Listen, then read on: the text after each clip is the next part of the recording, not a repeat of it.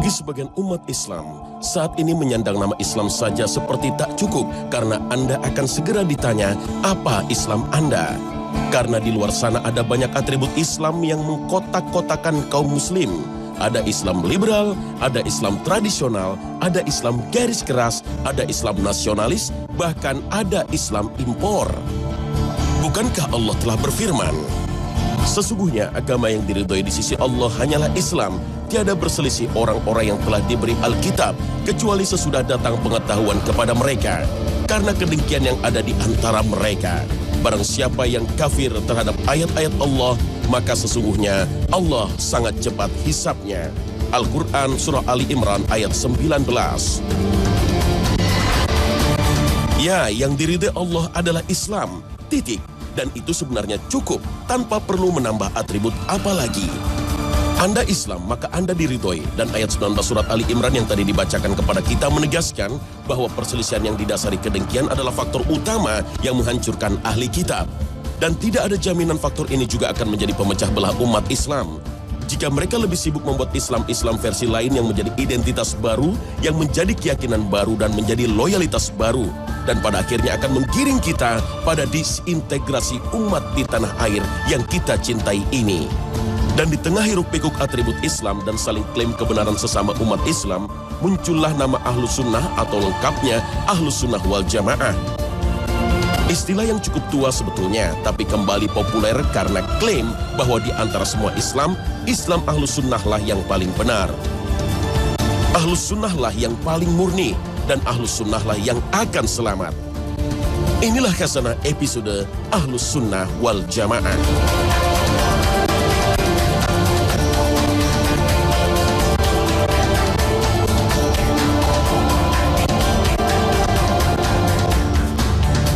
Assalamualaikum warahmatullahi wabarakatuh. Selamat pagi pemirsa Trans 7. Khazanah Ensiklopedia Islam Dunia pagi ini kembali hadir ke hadapan Anda untuk memberi sajian informasi yang bermanfaat yang akan mengawali aktivitas Anda. Ahlus Sunnah wal Jamaah jika mencari istilah ini di zaman Rasulullah SAW, maka pasti tidak akan kita temukan. Demikian pula di masa Khulafaur Rasyidin serta masa dinasti Bani Umayyah.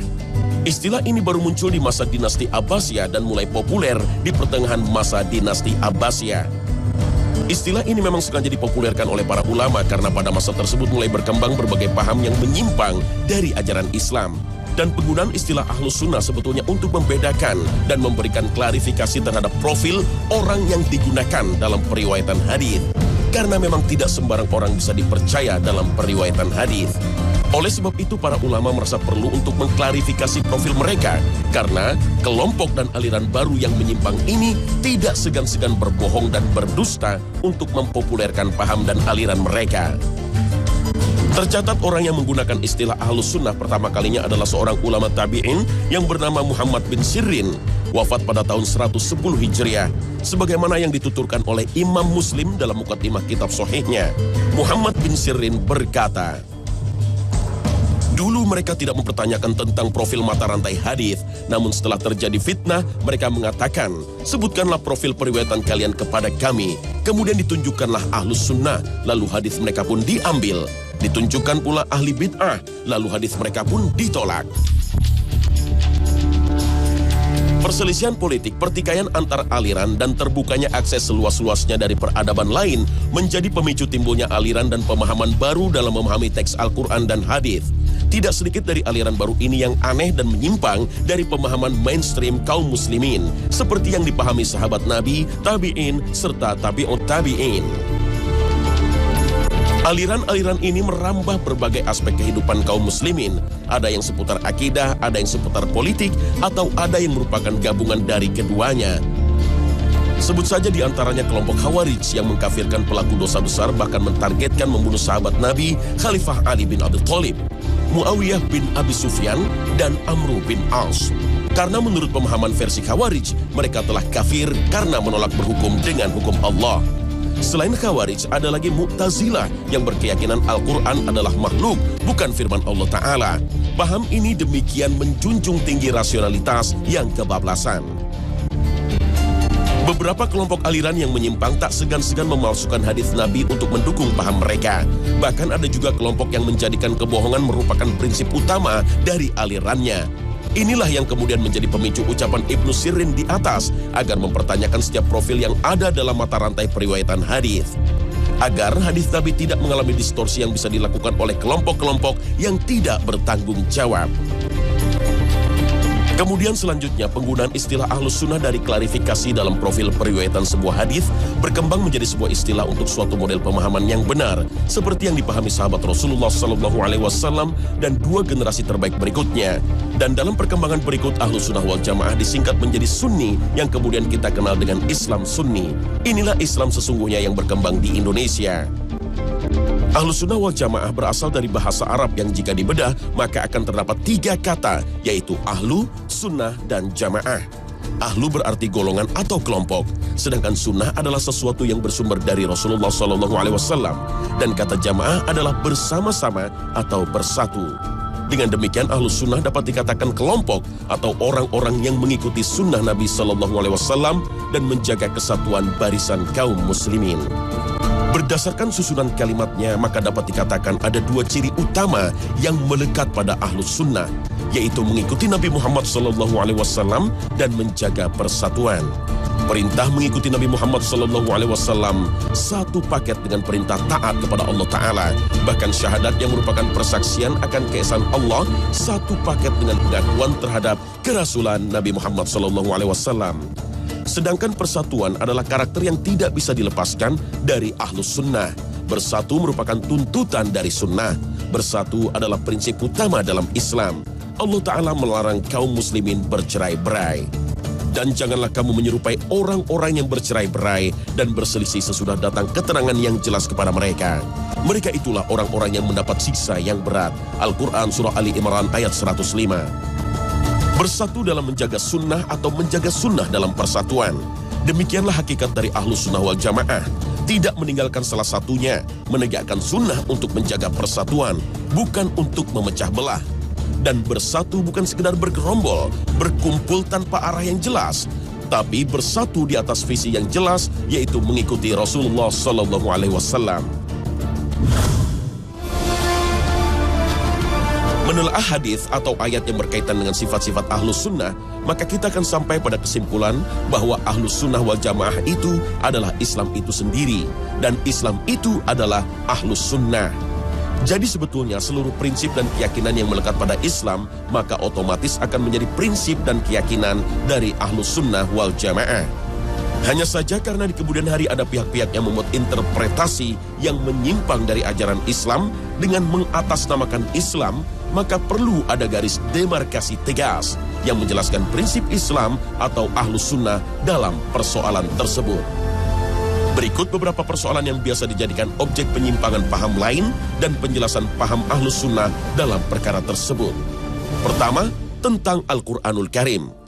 Ahlus Sunnah wal Jamaah meyakini bahwa Al-Quranul Karim adalah firman Allah yang diturunkan kepada Nabi Muhammad SAW melalui perantara malaikat Jibril. Dan keseluruhan Al-Quran telah disampaikan Nabi Muhammad kepada umatnya tanpa kurang satu huruf pun. Al-Quran adalah satu-satunya kitab suci umat Islam. Mengatakan Al-Quran kurang sempurna sama saja menuduh Nabi Muhammad mengkhianati risalah kenabian yang Allah amanatkan. Atau meyakini ada kitab dan buku lain yang lebih mulia atau setara dengan Al-Quran adalah menyalahi prinsip Ahlus Sunnah wal Jamaah. Dan ingatlah akan hari ketika kami bangkitkan pada tiap-tiap umat seorang saksi atas mereka dari mereka sendiri. Dan kami datangkan kamu Muhammad menjadi saksi atas seluruh umat manusia. Dan kami turunkan kepadamu Alkitab, Al-Quran, untuk menjelaskan segala sesuatu dan petunjuk serta rahmat dan kabar gembira bagi orang-orang yang berserah diri. Al-Quran, Surah An-Nahl ayat 89. Kedua, tentang sunnah atau hadis Nabi Muhammad SAW. Hadis Nabi Muhammad SAW merupakan sesuatu yang bersumber dari Nabi Muhammad SAW, baik perkataan, perbuatan, ketetapan, ataupun sifat. Hadis merupakan sumber kedua dalam ajaran Islam. Al-Quran tidak dapat dipisahkan dari hadis. Demikian sebaliknya. Allah Ta'ala berfirman, katakanlah, Jika kamu benar-benar mencintai Allah, ikutilah aku. Niscaya Allah mengasihi dan mengampuni dosa-dosamu. Allah Maha Pengampun lagi Maha Penyayang. Al-Quran Surah Ali Imran ayat 31. Ketiga, tentang sahabat Nabi Muhammad SAW. Sahabat Nabi SAW adalah orang-orang yang bertemu langsung dengan Nabi. Mereka beriman kepada Nabi Muhammad SAW dan kemudian teguh mempertahankan keimanannya sampai mereka gugur. Ahlus Sunnah menghormati seluruh sahabat Nabi tanpa terkecuali. Memang, sahabat Nabi adalah manusia biasa, mereka bisa salah dan berdosa. Tapi kemudian kebaikan mereka dan jasa mereka terhadap Islam menutupi kesalahan mereka dan menjadikan mereka layak untuk kita hormati. Dan setiap perselisihan yang terjadi di antara para sahabat adalah perbedaan dalam ijtihad yang berangkat dari keikhlasan mereka masing-masing. Yang bisa saja salah satunya benar dan yang lain salah. Tapi itu sama sekali tidak mengurangi penghormatan kita terhadap mereka. Allah sendiri telah memuji mereka dalam berbagai kondisi. Salah satunya ketika mereka dengan taat dan loyal mengikuti perintah Nabi untuk keluar menuju Tabuk menyongsong pasukan Romawi. Menempuh ratusan kilometer melawan panas terik gurun pasir Arab pada musim panas, minim perbekalan dan makanan karena saat itu musim paceklik. Saat itu pasti orang lebih memilih untuk duduk dan bersantai di rumah. Tapi para sahabat ini tetap berangkat. Allah pun memuji mereka dan mengampuni mereka. Dan ampunan tersebut diabadikan dalam firman-Nya yang akan terus dibaca kaum muslimin sampai hari kiamat. Sesungguhnya Allah telah menerima taubat Nabi, orang-orang muhajirin, dan orang-orang ansor yang mengikuti Nabi dalam masa kesulitan. Setelah hati segolongan dari mereka hampir berpaling, kemudian Allah menerima taubat mereka itu. Sesungguhnya Allah Maha Pengasih lagi Maha Penyayang kepada mereka. Al-Quran Surah At-Taubah ayat 117. Keempat, tentang Nabi terakhir. Ahlus Sunnah wal Jamaah juga meyakini bahwa Nabi Muhammad adalah Nabi terakhir, penutup para Nabi. Setelah beliau, tidak ada lagi Nabi. Siapapun yang mengaku Nabi setelah beliau, maka itu adalah dusta. Bagian dari mata rantai Dajjal. Muhammad itu sekali-kali bukanlah bapak dari seorang laki-laki di antara kamu, tetapi dia adalah Rasulullah dan penutup nabi-nabi, dan adalah Allah Maha mengetahui segala sesuatu. Al-Quran Surah Al-Ahzab ayat 40. Dan maksum atau sifat terpelihara dosa alias suci hanyalah sifat para nabi dan rasul, tidak dimiliki oleh selain nabi dan rasul. Maka siapapun itu, entah dia pemimpin, para imam, atau wali dan ulama, tidak mungkin memiliki sifat suci dari dosa. Jika ada yang mengaku-ngaku tidak bisa salah, tidak mungkin berdosa atau mengklaim diri maksum, maka menurut pemahaman Ahlus Sunnah tidak dapat dibenarkan. Kelima, tentang iman. Ahlus Sunnah wal Jamaah meyakini bahwa iman terdiri dari keyakinan, perkataan, dan perbuatan. Iman bukanlah sifat yang stagnan. Iman bisa berfluktuasi naik dan turun. Iman akan naik karena ketaatan, kebaikan, dan akan turun karena perbuatan dosa dan maksiat. Innamal mu'minuna alladhina idza dzukirallahu wajilat qulubuhum wa idza tuliyat 'alaihim ayatuhu zadatuhum imanan wa 'ala rabbihim yatawakkalun. Iman juga memiliki prinsip dan rukun, yang selama prinsip tersebut masih diyakini oleh seorang muslim, maka ia berada dalam naungan iman. Dengan demikian, seorang muslim yang melakukan maksiat atau dosa besar tidak dapat serta-merta dinyatakan kafir. Bahkan perbuatan kafir sekalipun tidak serta-merta menyebabkan orang menjadi kafir. Seseorang akan kafir, murtad, atau keluar dari Islam jika telah terpenuhi syarat-syaratnya. Ahlus Sunnah wal Jamaah meyakini 6 rukun iman, yaitu percaya kepada Allah, para malaikat, kitab-kitab yang diturunkan Allah, para rasul, hari akhir, serta meyakini ketetapan Allah berupa takdir baik dan buruk. Ahlus Sunnah wal Jamaah juga meyakini rukun Islam yang 5, yaitu 2 kalimat syahadat, sholat, puasa, zakat, dan haji.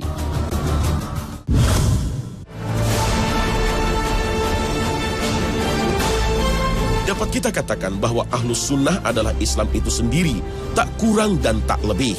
Ajaran Ahlus Sunnah wal Jamaah adalah Islam yang diturunkan kepada Rasulullah SAW, dan Ahlus Sunnah adalah umat Islam yang mainstream, yang mengikuti Rasulullah SAW dan para sahabatnya.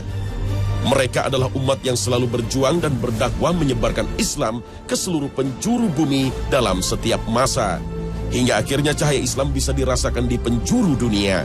Merekalah para ulama dan pedagang yang membawa Islam ke Indonesia, sehingga akhirnya Islam menjadi mayoritas di negeri ini. Ahlus Sunnah juga biasa disebut dengan firqah najiah atau kelompok yang selamat di saat banyak kelompok lain yang menyimpang dari Al-Quran dan Sunnah.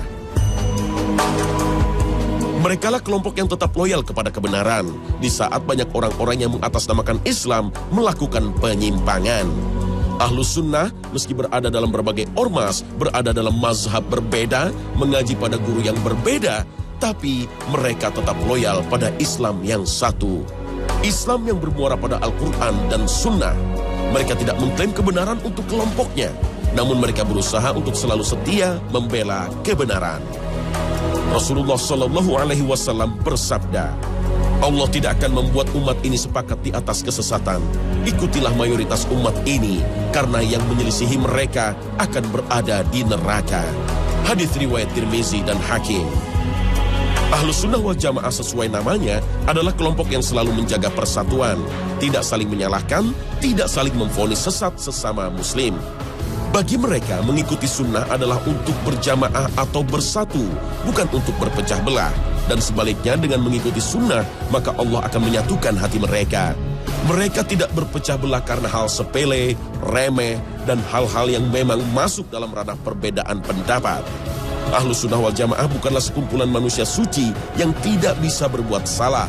Mereka bisa salah, mereka bisa khilaf, tapi bukan kesalahan dan kekhilafan yang melanggengkan kebatilan, yang menumbuhkan kesesatan. Ahlus Sunnah saling menasihati dalam kebenaran dan kesabaran. Sesama Ahlus Sunnah bisa saja berbeda pendapat, tapi perbedaan itu tidak menjadikan mereka saling bermusuhan, saling membenci, bahkan saling menyesatkan. Jika berbeda, mereka berargumen secara beradab, tanpa menyakiti atau merendahkan.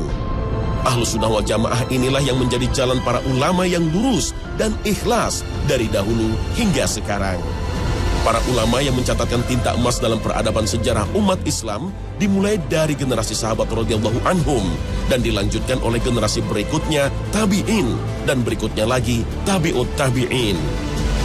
Estafet perjuangan mereka yang juga diemban oleh para ulama dari mazhab yang empat, Imam Abu Hanifah, Imam Malik, Imam Syafi'i, dan Imam Ahmad, dan disambung oleh para ulama generasi berikutnya seperti Imam An-Nawawi, Imam Ibnu Hajar, Hujjatul Islam Imam Al-Ghazali, dan Syekhul Islam Ibnu Taimiyah, serta murid beliau Imam Ibnu Qayyim.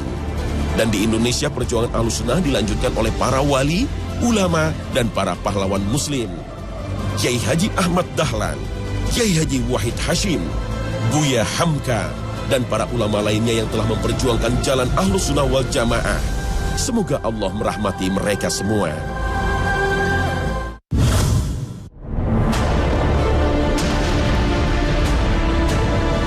Tanah air kita tercinta Indonesia saat ini betul-betul sedang diuji.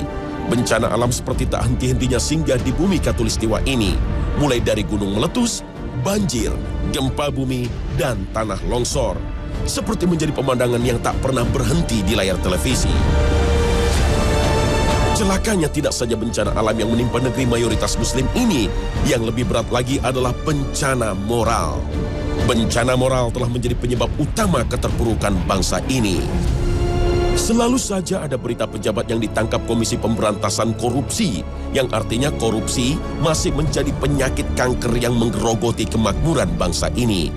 Para abdi rakyat ini lebih sibuk memikirkan bagaimana melanggengkan kekuasaannya daripada memikirkan rakyat yang ditimpa bencana multidimensi ini.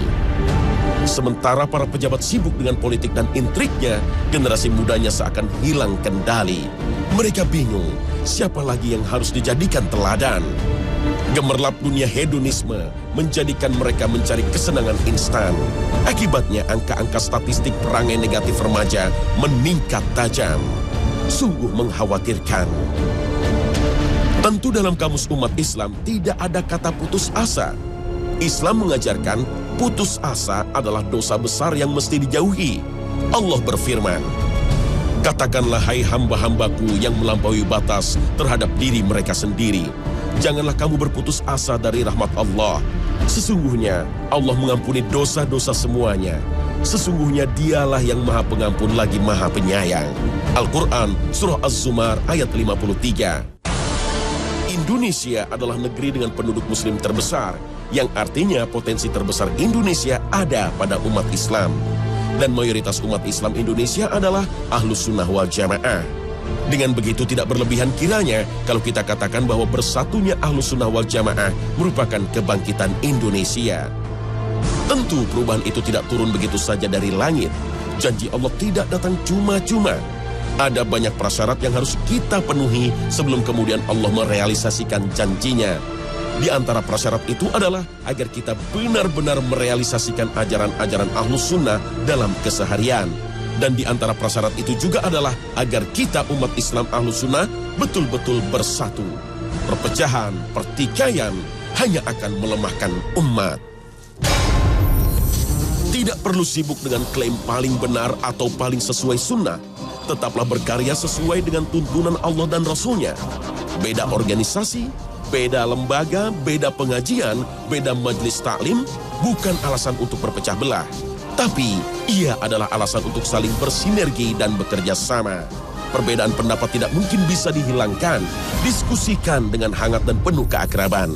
Tak perlu caci maki dan umpatan. Tidak ada titik temu, tak persoalan. Tetaplah bekerja sesuai dengan yang diyakini.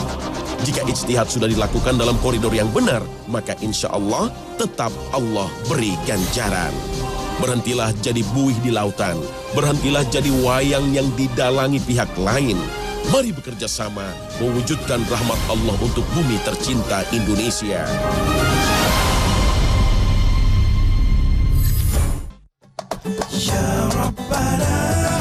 Pemirsa Khazanah, Ahlus Sunnah wal Jamaah bukanlah eksklusivitas yang dimiliki kelompok tertentu. Ahlus Sunnah adalah seperangkat prinsip dan ajaran yang bisa dimiliki umat Islam manapun. Selama konsisten dengan prinsip dan keyakinannya, Ahlus Sunnah tidak dibatasi oleh teritorial tertentu atau kurun waktu tertentu. Ahlus Sunnah wal Jamaah adalah Islam, dan Islam adalah Ahlus Sunnah. Pemirsa Khazanah, semoga tayangan pagi ini dapat memberikan informasi bagi kita seputar Ahlus Sunnah wal Jamaah, dan kita dapat beramal dalam koridor Islam Ahlus Sunnah wal Jamaah, sehingga amalan kita bermanfaat di dunia dan akhirat. Semoga Allah senantiasa memberi petunjuknya kepada kita. Amin ya rabbal alamin. Terima kasih atas perhatian Anda, dan wassalamualaikum warahmatullahi wabarakatuh.